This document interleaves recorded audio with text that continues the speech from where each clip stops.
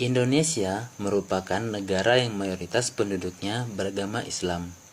Bahkan menurut data dunia, jumlah umat Islam di Indonesia adalah terbesar di dunia. Oleh sebagian orang, mereka beranggapan Indonesia adalah negara Islam.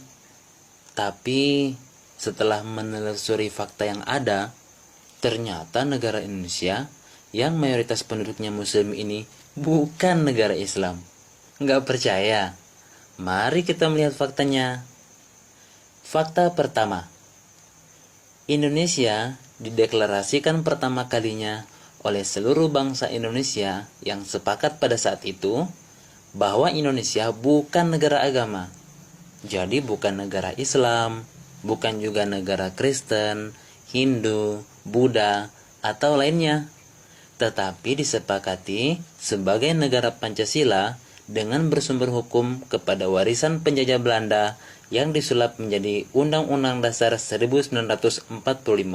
Wow!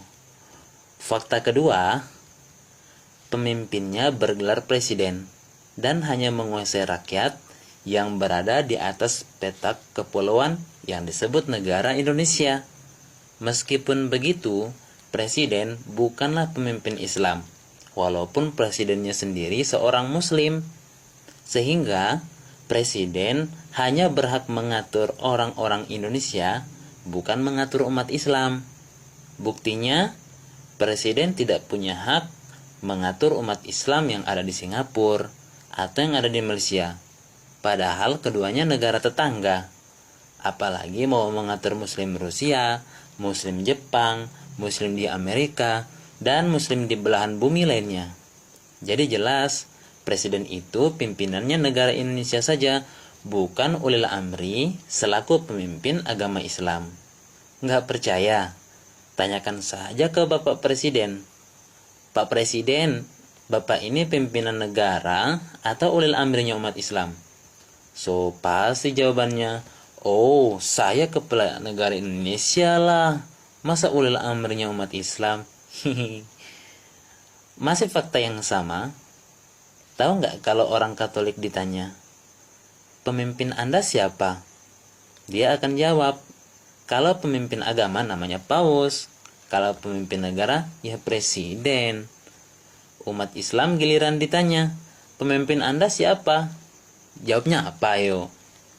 Tuh kan, benar kan saya? Presiden itu cuman kepala negara, bukan ulil amri umat Islam Indonesia, apalagi berbicara dunia.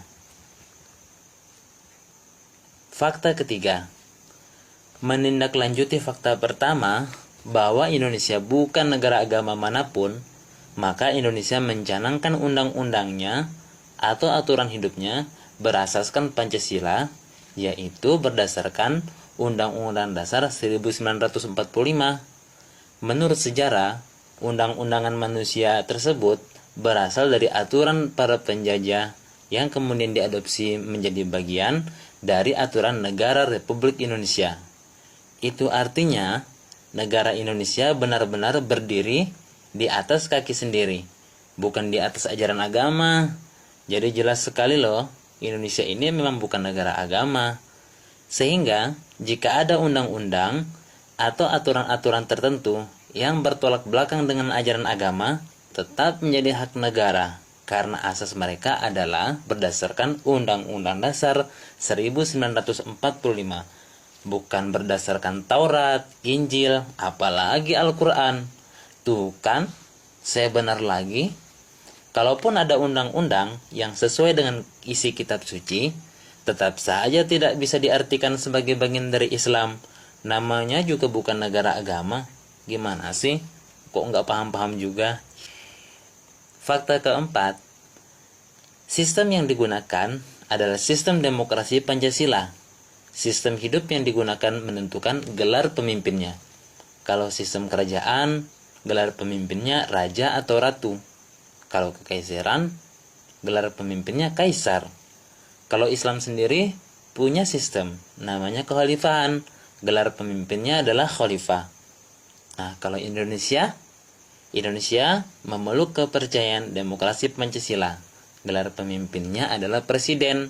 Jadi, Sistem negara Republik Indonesia adalah demokrasi Pancasila, bukan sistem khilafah atau sistem kesatuan Islam. Pernah belajar PPKN kan?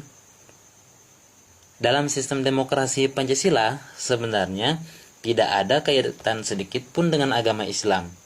Jika ada aturan negara yang seirama dengan agama, tetap tidak dihitung sebagai ketaatan dalam melaksanakan agama Islam, tapi bagian dari ketaatan kepada aturan sistem negara. Misalnya, negara ikut campur menetapkan kapan jatuhnya Idul Fitri dan Idul Adha. Padahal, ngapain juga mereka sibuk dengan urusan umat Islam, sementara sistem negara bukan bagian dari agama. Seharusnya, negara hanya sibuk mengurus kapan peringatan hari kemerdekaan, hari pahlawan, dan hari-hari besar negara yang lain, atau sibuk dengan urusan hutang luar negeri. Urusan umat Islam, ya kewajiban umat Islam itu sendiri. Urusan negara ya biar diatur sendiri oleh negara. Umat Islam juga sih yang bikin repot. Diajak bersatu ogah-ogahan. Giliran dapat masalah, minta tolongnya ke negara yang bukan agama. Fakta kelima. Untuk menguatkan Republik Indonesia, negara memberlakukan pajak kepada rakyat Indonesia. Dengan adanya pajak, Indonesia tetap bisa membangun dan menggaji para struktural yang ada dalam pemerintahan Indonesia. Ini sudah menjadi ketetapan Undang-Undang Dasar.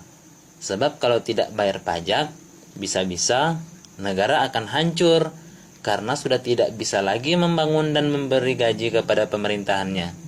Jadi jelas, ini bukti bahwa negara Indonesia bukan negara Islam. Dan aturan-aturannya juga bukan bagian dari Islam. Kalau di dalam sistem Islam, kewajiban umat Islam adalah membayar zakat kepada sistem umat Islam atau kekhilafan Islam. Nantinya, zakat-zakat ini akan disalurkan kepada para fakir miskin beserta 8 golongan lainnya yang berhak mendapatkan zakat.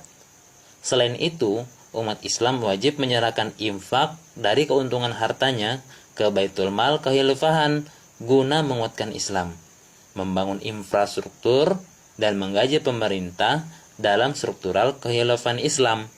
Jadi, antara pajak dan zakat memang memiliki fungsi yang sama. Tapi bukannya pajak dan zakat sama saja. Jangan salah.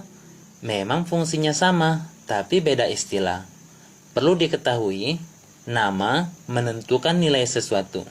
Memang pajak dan zakat sama fungsinya, tetapi tempat penyalurannya dipraktekkan pada dua sistem yang berbeda. Coba perhatikan, kalau dalam sistem demokrasi, setoran wajib kepada presiden disebut pajak. Dalam sistem kerajaan juga ada, setoran wajib kepada raja disebut upeti. Kalau dalam Islam, setoran wajib menurut hisab dinamakan zakat, dan itu wajib diserahkan kepada khalifah.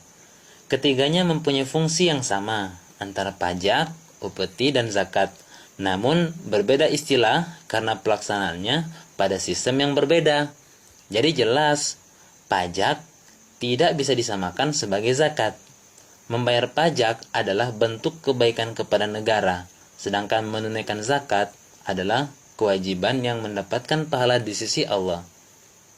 Terus, bisa nggak zakat dibayarkan kepada negara? Kan negara juga membangun badan zakat di tiap daerah. Ntar dulu. Zakat kan aturan Islam. Menurut aturannya Allah, zakat itu diserahkan kepada khalifah atau kepada badan zakat atas restu khalifah. Nantinya khalifah melalui badan zakat yang direstui khalifah lah yang akan mengelola zakat, disalurkan kepada 8 golongan dalam Islam. Adapun negara, tidak ada kewajiban sedikit pun ikut-ikutan mengatur zakat. Biarkan mereka mengurus uang pajak saja, karena itu hak negara.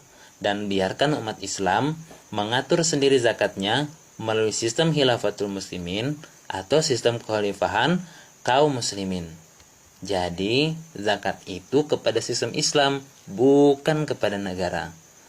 Alhamdulillah. Gimana sekarang? Mudah-mudahan dari penjelasan ini, sahabat-sahabat muslim sudah mengerti semua dan bisa mengambil sikap yang tepat. Insya Allah. Dah.